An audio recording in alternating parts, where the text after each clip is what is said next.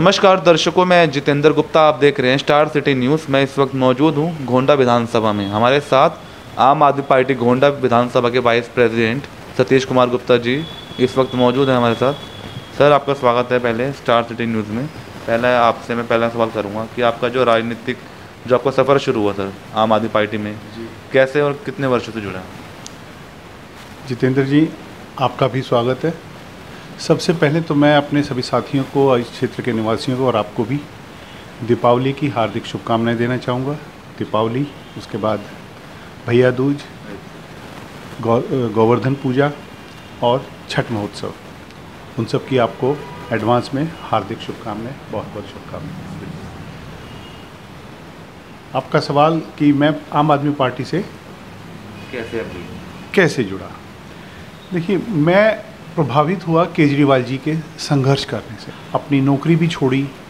मैक्से से अवार्ड जो उनको मिला था, काफ़ी अच्छा खासा अमाउंट था, वो भी उन्होंने सारा उस पर लगाया। नौकरी भी अच्छी थी, चाहते तो वहाँ से भी बहुत कुछ कमा सकते थे, लेकिन उन्होंने अपना सब सेक्रीफाइस किया। तो उनका ये जज्बा हमें उनकी तरफ खींचता है। उस वक्त हम उनसे जुड़े थे, फॉलो करते थे, उनके प्रोग्राम्स को देखते थे, लेकिन सरकारी नौकरी में होने के नाते ज़्यादा उनमें पार्टिसिपेट नहीं कर पाते थे, लेकिन अंदर से उत्साह बढ़ा रहता था। चूँकि अब इसी 31 जनवरी 2021 के अंदर मैं बैंक से रिटायर हो गया, तो मेरे पास काफ़ी समय है और मैं खुलकर अपने नेता का साथ देने के लिए तत्पर हूँ। अच्छा सतीश जी, आपके प्रोफाइल को लेकर जान लेते हैं। आप अपने कुछ प्रोफाइल के बारे में देखिए सर, हम पहले रहते थे करोल बाग। 1979 में हम भजनपुरा आए। भजनपुरा उस वक्त एक बिल्कुल ही रॉ कॉलोनी थी, कहीं गलियों में खड़ंजे तक नहीं थे। 1979 में करोल बाग से घर के हालात ऐसे थे, लेकिन यहाँ पर एक छोटा सा प्लाट हमारे फादर ने लिया था, तो उस मकान को बनाया, उसमें रहे। अब वहाँ पर जब ज़रूरत महसूस हुई कि गलियाँ नहीं थी, नालियाँ नहीं थी, तो वहाँ पर जन कल्याण समिति, एक RW की तरह जो आजकल RW चल रही है, उस वक्त जन कल्याण समिति हुआ करती थी। उन लोगों के साथ हम जुड़े, एक क्लब भी बनाया, यूथ रिफॉर्मेशन क्लब। काफ़ी सारे कल्चर इवनिंग्स वगैरह भी करते थे हमारे पास उस वक्त, क्योंकि कॉलेज में थे, समय मिल जाता था, पढ़ाई के साथ साथ हम इन कार्यों में भी शामिल थे। उसके बाद फिर नौकरी लग गई, शादी हो गई, घर की कुछ जिम्मेदारियां आ गई, और सरकारी नौकरी की वजह से समय निकालना भी हमारे लिए संभव नहीं था। इसलिए थोड़ा हम इस गतिविधियों से दूर रहे, लेकिन देखते तो सभी थे कहाँ पर क्या चल रहा है।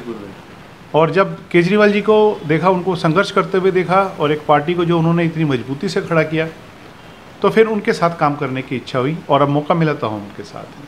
सर, आपकी किस प्रकार की जन सेवा है? अब जैसे कोरोना काल भी रहा, जो उससे पहले की भी आपकी जो सेवाएं हैं, किस किस प्लेटफॉर्म में आप वर्क कर रहे हैं? देखिए, कोरोना काल के अंदर मैं बैंक में था। अभी मैंने बताया ना, 2021 के अंदर ही मैं अभी रिटायर हुआ। तो उस वक्त तो संघर्ष हमारा यही था कि हमें जनता को पूरी सेवा देनी है। कोरोना के बावजूद हमने बैंक से कभी छुट्टी नहीं की, क्यों कर भी नहीं सकते थे, और ना ही हमने छुट्टी की, काम किया वहाँ पर, और किसी भी दिन हमने बैंक नहीं बंद रखा। तो यही उस वक्त तो यही संभव था, लेकिन अब बड़ी इच्छा होती है कि आसपास जो गंदगी फैली हुई है, सफाई, उसकी सफाई हो। डेंगू के बारे में काफ़ी लोग जागरूक हैं, हमारी पार्टी की टीम के लोग जगह जगह पर फॉगिंग करवा रहे हैं, मेडिकल कैंप लगवा रहे हैं। हम तो बड़ा अच्छा लगता है, हम भी उनके साथ जुड़ने की कोशिश करते हैं। मैं अभी आजकल ये फ्लाईओवर से रिलेटेड कुछ समस्याएं हैं, समस्या नहीं, वो हमारी ज़रूरत है, तो उसके पीछे लगा हुआ हूँ, और हमारे वरिष्ठ नेताओं से, मंत्रियों से हमें उनका आश्वासन भी मिला है, और उम्मीद है कि ये काम अब हो जाएगा। तो इससे सर कहीं ना कहीं ट्रैफिक मुक्त हो, इस चीज़ को लेकर जो आप संघर्ष कर रहे हैं? नहीं, एक्चुअली क्या है कि पूरी स्टोरी ये है कि यहाँ पर एक फ्लाईओवर बनने जा रहा है। फ्लाईओवर के ऊपर मेट्रो है। वो फ्लाईओवर बनने से हमें बहुत सुविधा मिलेगी कि जो हैवी ट्रैफिक है, गाज़ियाबाद से सिग्नेचर ब्रिज की तरफ जाने वाला ट्रैफिक या वापसी का ट्रैफिक, वो सीधा निकल जाएगा। लेकिन भजनपुरा और करावल नगर की लाल बत्ती, यहाँ पर काफ़ी ये एक व्यावसायिक एरिया है, यहाँ पर काफ़ी ट्रैफिक भी होता है, लोगों के आना जाना भी काफ़ी होता है। तो वहाँ पर जैसे कि लाल बत्ती पहले खुली हुई थी ये करामल नगर वाली बात थी, अब उसको बंद किया गया है, लेकिन वो फिर वो खुल जाएगी तो ट्रैफिक की भरमार काफ़ी रहेगी। तो हमारी एक ज़रूरत थी, हमारी डिमांड थी कि इस फ्लाईओवर के साथ यमुना विहार से निकलते ही जैसे हम वज़ीराबाद रोड पर पहुंचते हैं, डीटीसी डिपो से रोड से जैसे हम वज़ीराबाद रोड पर पहुंचते हैं, तो हमें यहाँ से राइट टर्न करने के बाद, लेफ़्ट टर्न करने के बाद 2 रैंप मिल जाएं, एक रैंप चढ़ने के लिए और एक उतरने के लिए, ताकि हम आसानी से यमुना विहार के अंदर एंट्री कर सकें और वहाँ से अपने घर से ऑफिस के लिए, काम के लिए जा सकें। सतीश जी, जान लेते हैं अब जैसे एमसीडी चुनाव है 2022 को लेकर बात कर लेते हैं।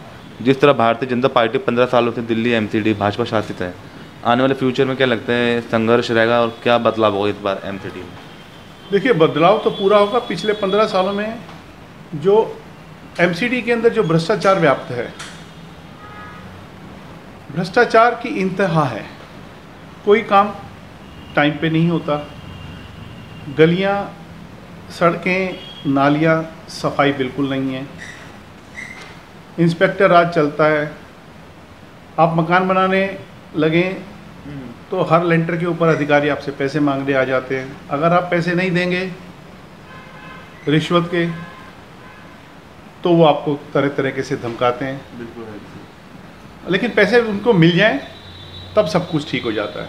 तो क्या लगता है ये सब चीज़ अगर आम आदमी पार्टी है तो ये सब चीज़ खत्म होगी सर? तो आम आदमी पार्टी का तो मुख्य ध्येय ही है कि काम करने के लिए जो भ्रष्टाचार अभी व्याप्त है, उस भ्रष्टाचार को ख़त्म करना है, पब्लिक को अधिक से अधिक, जनता को अधिक से अधिक सुविधाएं प्रदान करना, ये हमारा मुख्य ध्येय है। और एमसीडी के चुनाव के अंदर पिछले 15 सालों से, जब से ये अब बीजेपी है, तो एमसीडी के किसी कार्यप्रणाली के अंदर कोई सुधार तो हुआ नहीं है। उन्होंने कंप्यूटर्स का भी इस्तेमाल शुरू किया, लेकिन हर साल उसमें कुछ ना कुछ कमियां रहती हैं। हाउस टैक्स अभी मैंने जमा कराया, तो हाउस टैक्स में 30% रिबेट जो मिलनी चाहिए थी, वो रिबेट मिली नहीं। पूरा पैसा मेरे अकाउंट से जितना उन्होंने बताया वो कट गया। अब उसके रिफंड के बारे में तो वो पोर्टल चेंज हो गया, नया पोर्टल आ गया। तो मतलब कि वहाँ से काम निकालना एक आसान काम नहीं है। तो सर ये जान लेते हैं अब जैसे आम आदमी पार्टी अगर आपको मौका देती है इस एमसीडी चुनाव में वार्ड 45E से, तो क्या आप इस चुनाव की दौड़ में हैं? देखिए, चुनाव की दौड़ एक अलग बात है, मुद्दा अलग है, और काम करना एक अलग बात है। अगर पार्टी मुझे इस लायक समझेगी और मुझे ये मौका मिलता है तो क्यों नहीं। क्योंकि अगर हम किसी पावर के साथ, किसी पद के साथ अगर किसी काम को करते हैं, तो उस काम के करने में और एक आम आदमी की तरह काम को करने में फ़र्क तो होता है। तो कैसे संघर्ष रहेगा सर उस समय को लेकर बात करें? काफ़ी कैंडिडेट, काफ़ी संगठन के लोग उम्मीदवार के रूप में आगे आते हैं, उस चीज़ को लेकर कैसा आपका? जी, जो भी कार्य, पहली बात तो ये कि जो भी पार्टी हमें सौंपेगी काम, हम पहली बात तो उसको करेंगे। रही इलेक्शन की बात, अगर टिकट मिलेगा, बड़ी दूर की बात है। अभी ये भी नहीं पता कि ये महिला सीट है या जनरल सीट है, तो वो बातें बाद की बातें हैं। लेकिन अगर पार्टी हमें मौका देती है, हमें किसी लायक समझती है, तो हम अपनी सेवा पूरी तरीके से देंगे। जो भी उनकी अपेक्षाएं होंगी उन पर पूरा खरा उतरने की कोशिश करेंगे। और कुछ कहना चाहेंगे लास्ट में, एक छोटा सा एक संदेश आप सतीश जी? संदेश मेरा यही है कि सरकार ने तो काम करना है, लेकिन हम लोगों का जो काम है, हमें जो सरकारी डिपार्टमेंट्स हैं, जैसे एमसीडी है, डीडी है, पीडब्ल्यूडी है, बिजली विभाग है, या कोई भी विभाग है जहाँ से हम संबंधित हैं, हमें उस काम को उन दफ्तरों से, उन ऑफिस से करवाना है। और अपने घर की जो आसपास की जो साफ़ सफाई है, वो हमें खुद को रखनी है। जैसे अभी केजरीवाल जी बोलते हैं कि 10 हफ्ते 10 बजे और 10 मिनट, बहुत अच्छा स्लोगन है। अगर हम अपने अपने घर के आसपास पानी ना जमा होने दें, मच्छरों को ना पनपने दें, डेंगू के मच्छर को ना पनपने दें, गमलों में पानी जो पड़ा हुआ है, ये गमले में नहीं, जो पानी टायर वगैरह में या उसमें इकट्ठा हो जाता है कूलर के अंदर, उसमें डीजल या पेट्रोल डाल के उसको अगर हम कंट्रोल में रखें, तो आधी बीमारियां तुम्हारी वैसे ख़त्म हो जाएंगी।